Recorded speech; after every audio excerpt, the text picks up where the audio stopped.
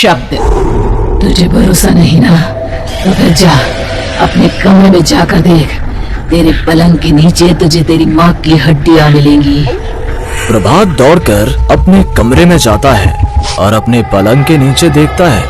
वहां पर सचमुच एक कंकाल पड़ा हुआ था और उसके शरीर पर जो कपड़े थे वो प्रभात की माँ के थे। क्या बात है, आज तो आप सुबह से ही बहुत बिजी हैं। ऐसा क्या लिख रहे हैं? बस एक फैमिली की कहानी लिख रहा था। जैसे हमारी फैमिली है ना, तुम, माँ और मैं, लेकिन थोड़े अलग तरीके से, क्योंकि ये कहानी हॉरर है और इसमें जो आदमी है ना, मैंने उसकी बीवी को मार दिया है। मतलब कहानी में ऐसा लिखा है। और जानती हो, उसके बाद जो बीवी है ना, वो एक बुरी आत्मा बन जाती है। क्या बेटा, इस तरह की डरावनी कहानियां क्यों लिखता है तू? जानता है ना, हम जो सोचते हैं, जो लिखते हैं, हमारा दिमाग पूरा दिन वैसा ही होता रहता है।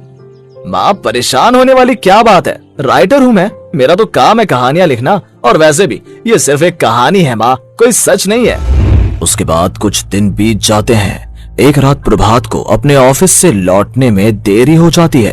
रात के लगभग 12 बजे हुए थे। प्रभात जैसे ही अपने घर पहुंचता है, उसने देखा कि उसकी पत्नी दुर्गा डाइनिंग टेबल पर उसका इंतजार कर रही है। आ गए आप? कब से आपका इंतजार कर रही थी। देखिए ना, खाना भी ठंडा हो गया है। अरे दुर्गा, आज तुमने अपने इतने लंबे लंबे बालों को खोलकर क्यों रखा है? तुम तो हमेशा अपने बाल बांध कर रखती हो। वो क्या है ना प्रभात, जब इंसान अपनी जिंदगी से मुक्त हो जाता है ना, तो उसे दूसरे सारे बंधन खोल देने चाहिए। इसलिए मैंने अपने बालों के बंधन भी खोल दिए। ये तुम किस तरह की बातें कर रही हो? तुम ठीक तो हो? मैं बिल्कुल ठीक हूँ प्रभात। अच्छा चलो खाना खाओ। वो क्या है ना दुर्गा, मुझे भूख नहीं है, ऑफिस में कुछ खा लिया था। कोई बात नहीं, मैं तुम्हारे लिए एप्पल काट देती हूँ, एप्पल खा लो। नहीं दुर्गा, मुझे नहीं खाना है, मेरा मन नहीं है यार। तभी अचानक से दुर्गा अपने हाथ में एक बड़ा सा चाकू लेकर प्रभात पर हमला कर देती है। प्रभात अपने आप को बचाने की कोशिश करता है। आज मैं तुझे नहीं छोड़ूंगी, तुझे अपने साथ लेकर जाऊंगी अपनी दुनिया में। ये क्या बोल रही हो तुम? तुम्हारा दिमाग खराब हो गया है। आखिर तुम हो कौन? दुर्गा अपनी गर्दन टेढ़ी करते हुए बोलती है। मैं दुर्गा हूँ, तुम्हारी पत्नी। ध्यान से देखो मेरी आंखों में। प्रभात बुरी तरह से डर जाता है और घबराहट में वो चाकू अपनी पत्नी के पेट में मार देता है। उसकी पत्नी की वहीं के वहीं मौत हो जाती है और उसकी चीख की आवाज सुनकर उर्मिला दौड़ते हुए बाहर आती है। ये तूने क्या किया प्रभात? तुमने अपनी पत्नी का खून कर दिया, लेकिन तू तो उसे बहुत प्यार करता था बेटा। तूने बहू को क्यों मार डाला? माँ, ये आपकी बहू नहीं थी, इसके अंदर कोई बुरी आत्मा घुसाई थी। मैं नहीं जानता ये सब कैसे हो गया, लेकिन वो मुझ पर हमला कर रही थी, मुझे मारने की कोशिश कर रही थी। माँ, मैंने कुछ नहीं किया। ये तूने क्या कर दिया बेटा? दुर्गा ने मुझे कहा था कि वो तेरी कहानी के उस कैरेक्टर की तरह एक्टिंग करके तुझे डराने की कोशिश करेगी। अरे वो तो तेरे साथ मजाक कर रही थी। हे भगवान, ये क्या हो गया? इसका मतलब दुर्गा। लेकिन माँ, मैंने जो कहानी लिखी थी उसमें भी ऐसा ही हुआ था। उस औरत ने अपने पति के साथ मजाक किया और गलती से उसके पति ने उसके पेट में चाकू मार दिया। मेरी कहानी सच कैसे हो सकती है? माँ, मुझे बहुत डर लग रहा है। अब ये सोच, दुर्गा की लाश का क्या करें हम? अगर गलती से भी ये बात बाहर फैल गई ना, तो तुझे पूरी जिंदगी जेल की सलाखों के पीछे रहना पड़ेगा।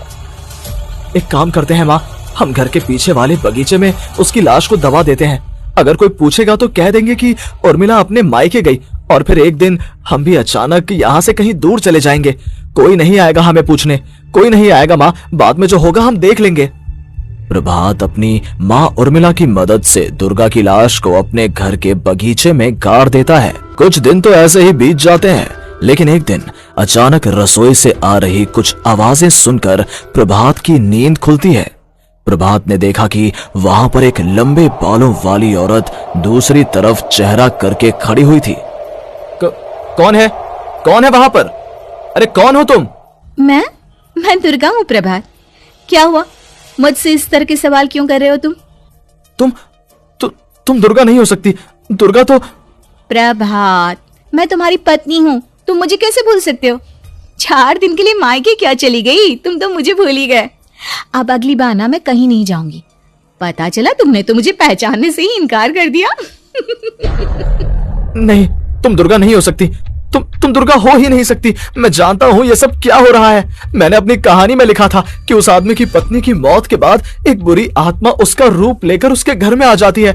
तुम वही हो ना? और अचानक से खूबसूरत दुर्गा का चेहरा काला पड़ जाता है। उसकी आंखें लाल हो जाती हैं और पूरे शरीर पर बाल, लंबे नुकीले नाखून, उसके दोनों पैर उल्टे हो जाते हैं और बेहद डरावनी आवाज में वो चिल्लाकर कहती है, बुरी आत्मा, मेरा खून करके मुझे अपने ही घर में गाड़ कर तू मुझे बुरी आत्मा कह रहा है? मैं तुझे छोड़ूंगी नहीं। और अचानक से प्रभात के घर में बेहद डरावनी आवाजें गूंजने लगती हैं। घर में चारों तरफ बहुत सारी बुरी आत्माएं नजर आने लगती हैं। प्रभात घबरा कर अपनी माँ को आवाज देता है, माँ कहाँ है आप? जल्दी आइए माँ, देखिए ना ये सब क्या हो रहा है। प्रभात ने देखा कि अचानक से उसकी माँ कमरे से दौड़ कर आती है। क्या हुआ प्रभात? और ये लोग कौन है? इन सब की गर्दन टेढ़ी क्यों है? इनके बाल खुले हुए। हाँ प्रभात, ये सब लोग तो मुझे मरे हुए नजर आ रहे हैं। हाँ माँ, ये सब लोग मरे हुए ही हैं और ये ठीक वैसा ही हो रहा है जैसा मेरी कहानी में हुआ था। लेकिन मेरी कहानी के हिसाब से तो आप भी। अचानक से उर्मिला का रूप बदल जाता है। वो भी एक डरावने साए की तरह बन जाती है और बेहद डरावनी आवाज में चिल्ला चिल्ला कर कहती है, मर गई तेरी माँ। जानता है, कल रात जब तू सो रहा था ना, तो मैंने उसके शरीर का सारा खून पी लिया। अब बस हड्डियां बची है उसके शरीर में। नहीं, ऐसा नहीं हो सकता, ऐसा बिल्कुल नहीं हो सकता। मेरी माँ नहीं मर सकती। तुझे भरोसा नहीं ना? तो फिर जा, अपने कमरे में जाकर देख। तेरे पलंग के नीचे तुझे तेरी माँ की हड्डियां मिलेंगी। प्रभात दौड़कर अपने कमरे में जाता है और अपने पलंग के नीचे देखता है। वहां पर सचमुच एक कंकाल पड़ा हुआ था और उसके शरीर पर जो कपड़े थे वो प्रभात की माँ के थे। माँ, अब मुझे कुछ करना पड़ेगा। लेकिन मेरी कहानी में लिखा था कि माँ की मौत मेरे हाथों से होगी, पर माँ तो पहले ही मर चुकी है और वो बुरी आत्मा मुझे भी मार देगी। नहीं नहीं, इससे पहले कि वो मुझे कुछ करे, मुझे उसका काम खत्म करना होगा। प्रभात अपने हाथ में बड़ा सा चाकू लेकर उस बुरी आत्मा पर हमला कर देता है जिसने प्रभात की माँ का रूप लिया हुआ था, और अगले ही पल वो नीचे गिर जाती है और उसके शरीर से खून बहने लगता है। ऐसा नहीं हो सकता, एक बुरी आत्मा के शरीर में तो खून होता ही नहीं है। तो क्या सच में मैंने अपनी माँ को मार दिया? लेकिन अभी कुछ देर पहले तो फिर वो कंकाल किसका है? और ये कौन है? मैं पागल हो जाऊंगा। और अपनी माँ की लाश, इसका मैं क्या करूं? लोग पूछेंगे तो मैं क्या जवाब दूंगा? तभी वहां पर दुर्गा का रूप लेकर जो आत्मा थी उसने प्रभात से कहा, गाड़ दे अपनी माँ को ले जाकर उसी जगह जहाँ तूने मेरा खून करके मुझे गाड़ दिया था। जा, चला जा। घबराया हुआ प्रभात पागलों की तरह अपनी माँ की लाश को लेकर बगीचे में गाड़ देता है। प्रभात की हालत पागलों जैसी हो जाती है। वो अपने आप को अपने घर में बंद कर लेता है। कहानी के हिसाब से तो आगे ये हुआ था कि कहानी लिखने वाले ने उन बुरी आत्माओं से डरकर आत्महत्या कर ली थी। तो क्या मैं भी मर जाऊंगा? क्या मैं भी आत्महत्या कर लूंगा? एक काम करता हूँ, मैं अपनी कहानी का अंत बदल देता हूँ। हाँ, ये मैंने पहले क्यों नहीं सोचा।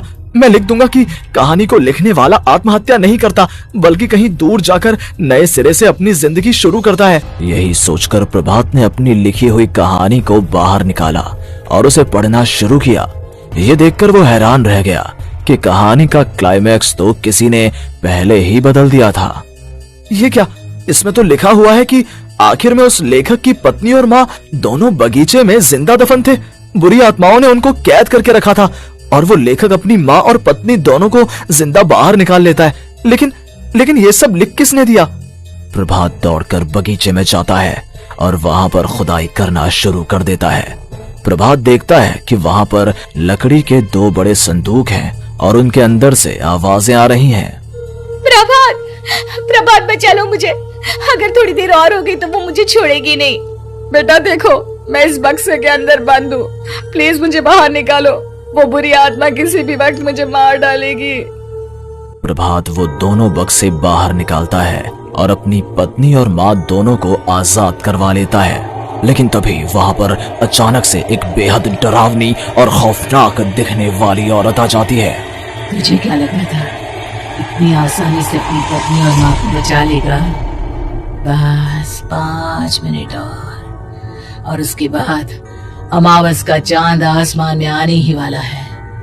लेकिन तूने इन दोनों को बाहर निकाल लिया, अब तुझे मरना होगा। नहीं, मैं जानता हूँ मैं नहीं मरूंगा, और अब आगे क्या करना है ये भी मुझे पता है। प्रभात, ये बहुत खतरनाक है, हमें मार डालेगी प्रभात, चलो यहाँ से। नहीं दुर्गा, अब मुझे अच्छी तरह से पता चल चुका है कि इस बुरी आत्मा से हम कैसे पीछा छुड़वा सकते हैं। और इतना कहकर प्रभात अपने हाथ में पकड़ी हुई सिंदूर की थैली उस बुरी आत्मा के ऊपर उछाल देता है। कुछ ही देर में वो जमीन पर गिरकर राख में बदल जाती है। ये सब क्या हो रहा था बेटा? ये सब तुम्हारी लिखी हुई इस कहानी की वजह से हुआ है ना? नहीं माँ, पहले मुझे भी ऐसा ही लगा, लेकिन बाद में पता चला कि बरसों पहले हमारे इस बगीचे की जमीन के अंदर किसी को जिंदा गाड़ दिया गया था, और बस उसी औरत की आत्मा हमें परेशान कर रही थी। उसी ने मेरे शब्दों में जान डालकर उस कहानी को जिंदा कर दिया था। मुझे माफ कर दो प्रभात, मैंने आपकी कहानी के साथ छेड़छाड़ की थी और उसे बदल दिया था। माफी मांगने की जरूरत नहीं है दुर्गा, तुम्हारे उस बदलाव की वजह से ही आज हम सब जिंदा हैं, क्योंकि आखिर में कहानी में वो हुआ जो तुमने लिखा था।